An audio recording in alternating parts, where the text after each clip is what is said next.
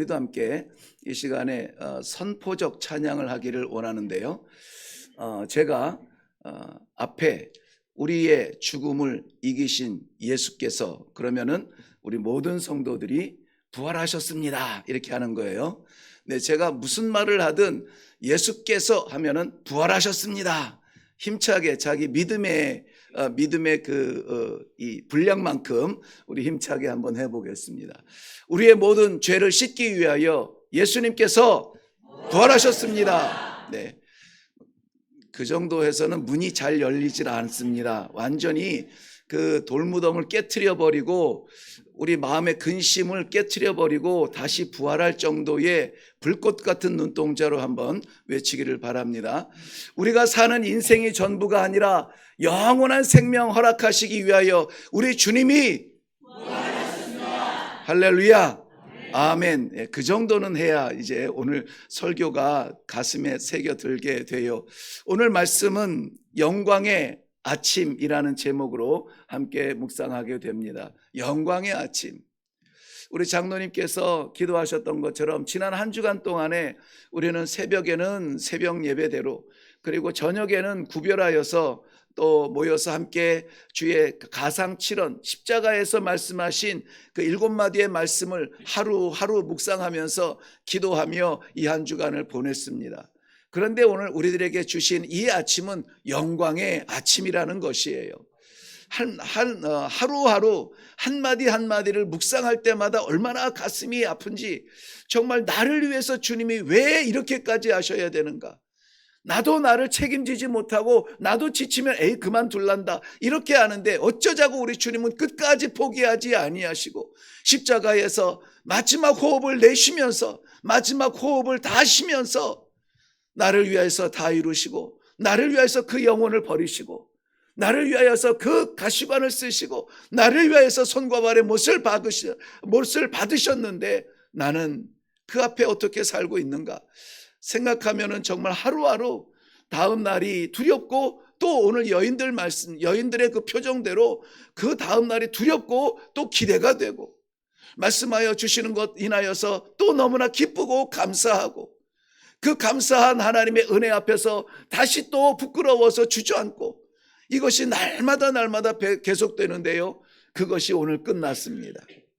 우리의 회전이 계속 반복되어지는 감사와 찬송과 영광과 이루지 못하는 우리의 부족함과, 그래서 하나님 뵙기에 부끄러움과, 그래서 숨어들 자리 찾아감과, 이런 것들이 오늘 완전하게 끝났다는 것입니다. 어떻게 끝났습니까? 우리 부활하신 예수님께서 우리들에게 영광의 이 아침을 허락해 주셨다는 이 사실을 저는 믿습니다.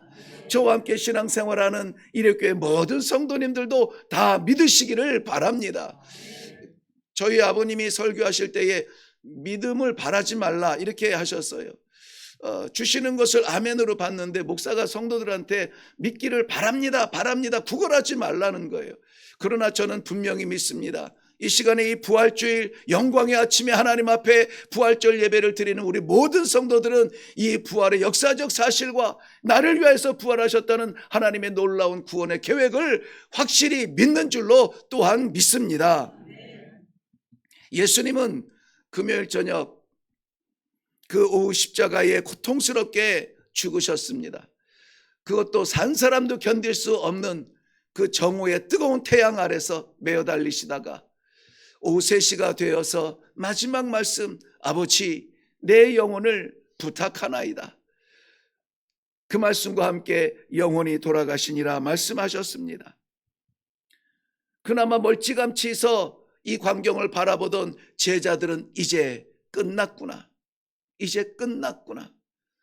마지막 저 자리에서 어떻게 진짜 백성들이 조롱하듯 말하지만은 예수님께서 그 자리를 박차고 내려오셔서 왕 대신 다윗의 자손 대신 왕의 영광을 보여주시겠지, 침을 삼키며 바라보던 모든 사람들도 돌아갔습니다. 아니, 두려워서 숨었습니다. 요한복음 20장 19절 말씀에는 제자들이 모여있는 그 자리를 이렇게 설명합니다. 제자들은 유대인들을 두려워하여 숨었고 백성들이 이제 그 우두머리를 잡았으니 그 잔당들마저 뿌리 뽑자라고 해서 달려들까 두려워서 저들은 문을 걸어 잠그고 숨어 있었다고 했습니다. 그들의 그 깜깜한 그 방의 모습을 한번 생각해 보세요. 두근두근 조마조마. 그렇게 믿고 따랐던 예수님이 저렇게 십자가에서 고개를 떨구고 운명하실 줄이야. 운명하실 줄이야. 밤은 깊어졌고 제자들은 숨도 제대로 쉬지 못하고 안식일 토요일을 하루를 보내게 됩니다. 저들이 쫓아다녔던 그 소망은 사라진 듯합니다. 꿈꾸었던 것이 다 무너진 듯합니다. 예수님께서 다윗의 왕으로 어느 결정적인 순간이 되면은 나는 그의 오른편에 앉을 게 분명해. 나는 그의 왼편에 앉을 것이 분명해. 그의 권세 앞에 우리는 쓰임받을 것이 분명해. 쫓았던 그 모든 것이 소망이 허망되어져서 사라진 하루를 보내게 됩니다. 저들은 로마의 권력이 두려웠습니다. 예수님 계실 때에는 우리를 부러워하던 유대인들의 눈빛도 두렵게 되었습니다. 그렇게 되면은 이제 우리는 끝이 아닌가, 죽음의 자리가 눈앞에 훤하게 보이니 두려웠습니다. 어쩌면 우리의 삶도 이와 크게 다르지 않을 줄로 생각이 되어져요. 주일에 정한 시간에 올라와 예배를 드릴 때에는 정말 감격스럽고 내가 하나님의 아들, 하나님의 자녀로 지금 예배의 현장에 있다는 예배자의 감격이 있는데 이상하게 저 문을 나서면은 언제 그랬냐는 듯 또다시 세상을 살아가던 그 근심이 내 마음을 짓누르고 주의 영광을 위하여서 내 시간과 건강을 드리겠습니다. 나를 사용하여 주옵소서, 나를 보내어 주시옵소서 결단했던 그것은 왜 그렇게 빨리 사라지는지, 가고 싶은 곳으로 달려가고 약속했던 자리를 잊지 못할 만큼 뛰어가고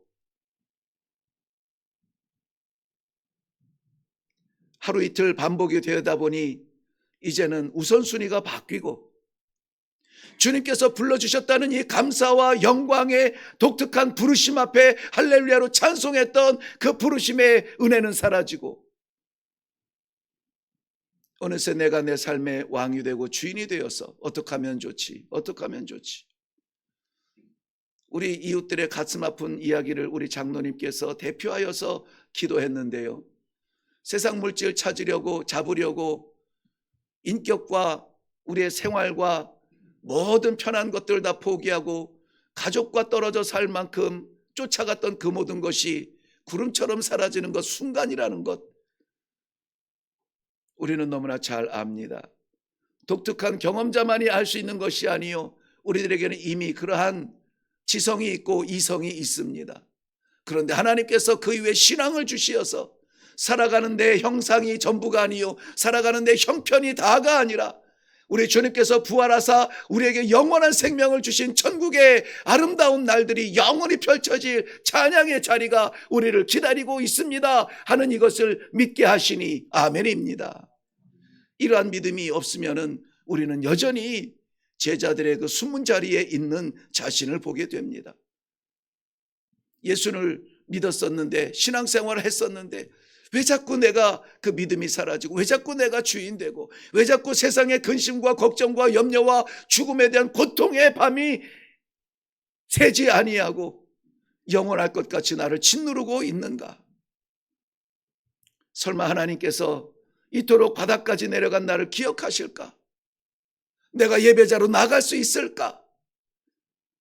안팎에서 나를 짓누르고 가두는 스스로의 올무에 갇혀서 주의 부활을 찬양하지 못하는 그 자리에 숨어 있다면 오늘 이 예배가 하나님께서 주신 놀라운 기회가 되어서 우리의 모든 좌절의 자리, 고통의 자리, 죽음의 자리, 슬픔의 자리, 나는 끝났다라고 말하는 그 자리에서 부활의 영광의 아침을 맞이하는 우리 성도들의 살아있는 믿음이 되시기를 주님의 이름으로 축원합니다. 그것이 예수 그리스도의 부활의 능력입니다. 예수 그리스도의 부활을 믿는 자는 고통이 변하여 찬송이 됩니다. 괴로움이 변하여 기쁨이 됩니다. 죽음이 변하여 생명이 됩니다. 이 땅에 족적 남기던 그 알량한 그 인생이 변하여서 우리 하나님 아버지 보좌 앞에서는 영생의 찬송을 부르는 천국 백성이 되는 길입니다. 마태복음 28장 오늘 1절 말씀에 보면은 안식일이 다 지나고, 그 안식일은 어떤 안식일이었습니까? 정말 쉼이 있는 안식일이었습니까? 그렇지 못했어요. 제자들은 숨어서 발발발발 떨며 들키지 않을까? 우리의 숨소리라 새어나지 않을까? 우리가 모여있던 이 자리가 들통나지는 않을까? 제한적 안식일이 다 지났습니다. 형식적으로 지키던 안식일이 다 지났습니다. 그리고 안식 후 첫날, 주의 날, 주께서 부활하신 날, 그날 우리가 주의 영광을 위하여서 이렇게 모여 부활의 주님을 찬양하는 것입니다. 주일의 아침입니다. 그 새벽에 여인들은 무덤을 향하여서 나아갑니다. 어떤 면에서는 부활의 주님을 기대하며 나아갔다고 보기도 어렵습니다. 어떻게든 나아갔습니다. 내가 예수 한번 믿겠다고 작정하고 올라오는 길은 아닐 수 있습니다. 어떻게든 올라왔습니다. 아마 여인들이 할 수 있었던 일은 향유를 좀 더 뿌려드리고, 향유를 죽은 자에게 왜 뿌릴까요? 썩은 냄새 들라라고. 그 상처들이, 예수님은 살이 보이지 않을 만큼 멋진 매를 맞지 않으셨습니까? 그 상처들 때문에 빨리 썩지 않으라고 방부제로 인하여서 향유를 부으려고 고작 할 수 있는 일이 그거였습니다. 자신이 할 수 있는 일. 그런데 너무나 감사한 것은 그 여인들은 생각하지 아니하고 주님 누워 계시는 무덤으로 나아갔다는 것이에요. 이제까지 별일이 없었는데 뭐 특별한 일이 생기겠어? 확신은 없지만 그래도 주의 전에 올라왔다는 거예요. 이 주일에 부활의 주님을 확실히 내가 믿는다 말할 수는 없지만 그래도 어찌해서 왔다는 거예요. 이 여인의 축복이 이 예배를 참여한 우리 모든 성도들의 축복이 되기를 주님의 이름으로 축원합니다. 2절 말씀 나아가서 보세요. 큰 지진이 나며 주의 천사가 하늘로부터 내려와 돌을 굴려내고 그 위에 앉았는데 무덤이 열렸습니다. 할렐루야. 네. 우리 종교인들이 신앙을 흉내낼 때에 굉장히 있는 척합니다. 뭐가 있는 척할까요? 믿음이 있는 척합니다. 그래서 확실하지 않은데도 막 할렐루야, 아멘, 막 고함을 지르고 막 감성을 지릅니다. 그런데 실제적으로 그걸 믿는 사람들은 충격 때문에 아무 말 못해요. 정말 그렇구나. 그 깊은 마음은 이해를 합니다만은 세상이 줄 수 없는 이 부활의 영광을 선포하는 이 천사의 모습을 볼 때에 이것이 우리가 역사적 사실이라는 것을 믿게 된다면은 우리는 할렐루야 찬송할 수 있어야 됩니다. 아멘으로 믿을 수 있어야 됩니다. 다시 한번 기회를 드리겠습니다. 여인들이 그 무덤에 도달했을 때에 닫아놓았던 그 큰 돌문이 활짝 열리고, 누가요? 천사들이 그 돌문을 열리고 그 위에서, 텅 빈 무덤 위에서 앉아 있는 것을 여인들이 눈으로 보았습니다. 할렐루야. 네. 무덤이 열렸습니다. 죽음의 돌문이 열린 것입니다. 안타까운 인생, 답답한 삶 가운데 갇혀 있다면 오늘 그 돌문도 열리시기를 바랍니다. 그리고 천사가 이렇게 선포합니다. 그가 여기 계시지 아니하고, 6절 말씀이에요. 그가 여기 계시지 아니하고 그가 말씀하시던 대로 살아나셨느니라. 아멘. 네, 할렐루야. 예수님께서 죽음 가운데 계시지 아니하시고 부활하셨다고 성경은 기록하고 있습니다. 성경의 말씀은 하나님의 말씀이요 진리의 말씀이라 점, 획 하나도 우리가 마음대로 바꿀 수 없는데요. 그런데 여러분 보세요. 천사가 지금 말씀하는 것은 예수님께서 말씀하시던 대로 죽음에서 부활하시고 생명으로 부활하셨다는 이 사실을 선포하고 있습니다. 이것은 예수님 한 분의 부활의 기적 같은 일로 끝나지 않습니다. 놀라운 전환점, 역사적인 전환점이에요. 예수님의 부활은 죄와 죽음의 권세를 깨트리시는 부활이었습니다. 예수님의 부활은 하나님께서 진정 생명의 주권자 되신 것을 세상에 보여주신 놀라운 부활의 현장이었습니다.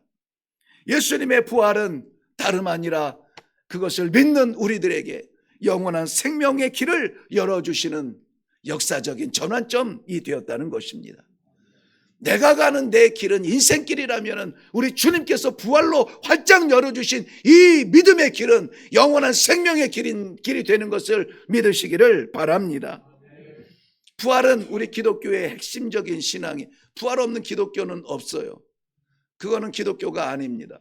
부활을 말하지 아니하는 그러한 기독교는 껍데기일 뿐입니다. 바울은 고린도전서 15장에서 이렇게 기록합니다. 15장 17절. 그리스도께서 죽은 자 가운데서 다시 살아나지 아니하셨다면 너희의 믿음도 헛되고 너희는 여전히 죄 가운데 있는 자요. 주의 부활이 없다면 우리가 앉아있는 이 자리가 헛것이라는 거예요. 헛것이라는 거예요. 그런데 한번 둘러보세요. 정말 대단한 사람들 내 곁에 앉아있지 않습니까? 박사도 앉아있고 사장도 앉아있고 세상에서 내노라 했던 그 모든 사람들이 이 자리에 앉아있어요. 평생 동안 그렇게 지혜와 지식과 경험으로 승리하며 살았는데 이제 그 모든 걸 내려놓고 어디에 와 있습니까? 하나님 앞에 와 있어요. 하나님 앞에 예배의 자리에 와 있습니다. 왜 그렇습니까? 내가 살아보니, 내가 얻어보니, 내가 잡아보니 사라지는 것들 뿐인데 이제 정신 차리고라도 영원하신 하나님 아버지 앞에 예배자로 서는 이 영광의 자리 포기할 수 없어서 달려오는 겁니다. 불편한데 작정하고 일어나서 오는 겁니다. 거리가 먼데도 한결같이 나오는 겁니다. 하늘이 주신 지혜로운 삶을 사는 겁니다. 그러므로 사랑하는 성도 여러분, 주의 부활은 나의 나됨을 깨트리고 하나님의 영원한 생명을 부어주시는 놀라운 축복의 현장이 되신다는 사실을 믿으시기를 바랍니다.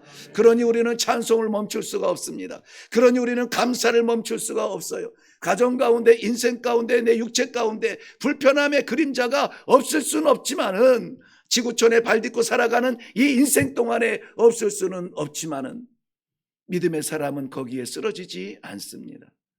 거기에 매이지 않습니다.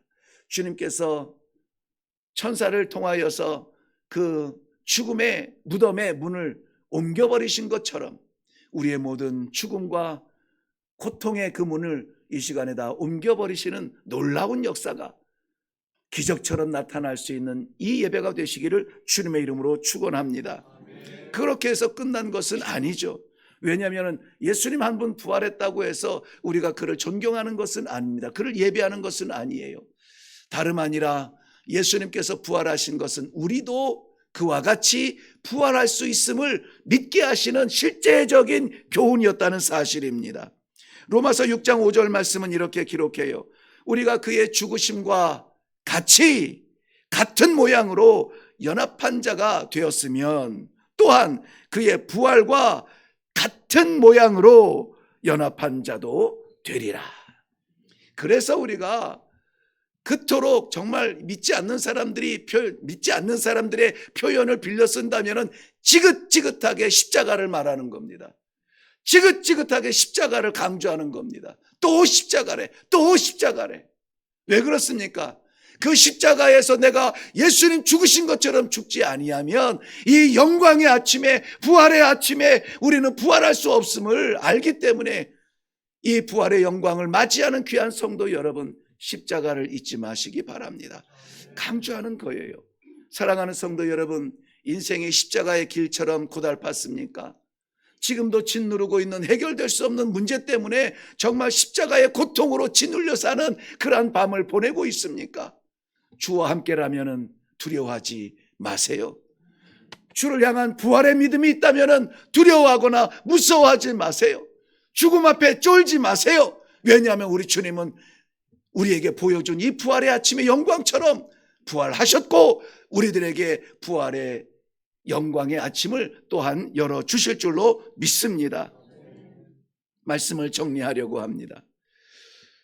오늘 말씀은 천사도 이 여인들에게 무서워하지 말라 말씀하시던 대로 다시 살아나셨다.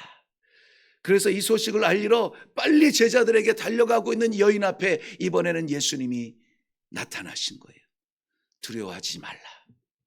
두려워하지 말라. 예수님을 믿는 사람은 두려워하지 않습니다. 그리고 가서 제자들에게 말하라. 뭐라고 할까요? 갈릴리로 가라. 거기서 내가 너희를 만나리라. 그 여인들이 달려가서 제자들에게 그 말씀을 전했죠. 내가 오는데 부활하신 주님을 만났습니다. 진짜 나도 가서 봐야지. 베드로가 뒤늦게 뛰쳐가지만 보지 못합니다. 천사만 앉아서 그를 맞이합니다. 그런데 저들이 예수님의 말씀대로 갈릴리로 갔을 때에 거기에서 예수님을 만나죠. 갈릴리는 어떤 곳입니까? 제자들, 대부분의 제자들의 생업의 현장이었습니다. 저들이 살아가던 자리예요. 예루살렘에 있던 고상한 도시 사람들도, 서울 사람들도 예수님의 제자들을 보면서 너 저 갈릴리 사람 아니야? 예수님처럼 갈릴리에서 어슬렁대던 사람들 아니야? 라고 말할 만큼 그들의 그 특색은 갈릴리 존재였습니다. 업으로 고기를 잡아가면서 살았습니다. 삶의 현장으로 돌아가는 저들에게 우리 주님이 뭐라고 하신다고요? 내가 거기에서 너를 만나리라. 많은 사람들이, 성도들이 착각하는 게 이 예배당 안에서의 거룩이 성도의 전부인 줄 아는데요, 제가 이레교회에 와서 지금 8년째 외치고 있는 겁니다. 우리의 거룩한 예배, 하나님의 기뻐하시는 예배는 이 자리의 예배도 복되지만 이 자리에서 받은 말씀 가지고 우리의 생업의 현장에 들어가서, 우리의 가정에 돌아가서, 우리 삶의 터전에 들어가서 거기에서 거룩을 나타내라. 거기에서 성도로 살아라. 갈릴리로 돌아가세요. 거기에서 예수님을 만나야 할 것입니다.